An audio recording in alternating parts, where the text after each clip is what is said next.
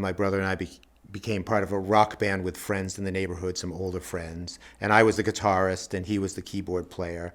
I didn't mention the name of the band. I'm not sure I'm going to say the name of the band. No. Okay, no, I'll tell you the name of the band. And it's funny too, because it's sort of at the same time overly sophisticated and overly goofy, which the name was Lycanthropy.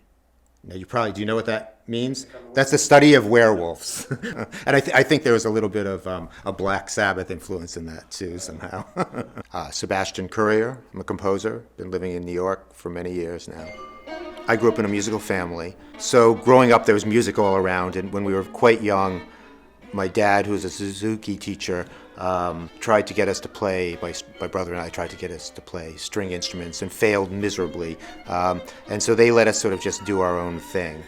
And after that, my brother and I got interested in rock music. We were in this band with these older friends in the neighborhood, and we were totally into it. It was like 24 hours a day we're doing this, and had these big Marshall amps upstairs in the attic until the police came, and then we put them in the basement. And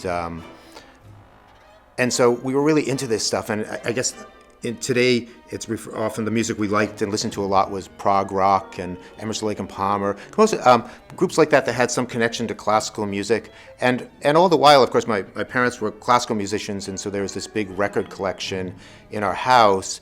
And I remember at a certain time, my brother and I starting to just sort of listen to this other stuff. And I still remember that as much as I loved pop music, starting to listen to this music, it seemed like you could go anywhere. And I'm not talking just contemporary music, of Beethoven's sonata, there's this furious moment and then it leads to some up high ethereal thing, a beautiful lyrical theme afterwards, some interruptive chord. That really got me.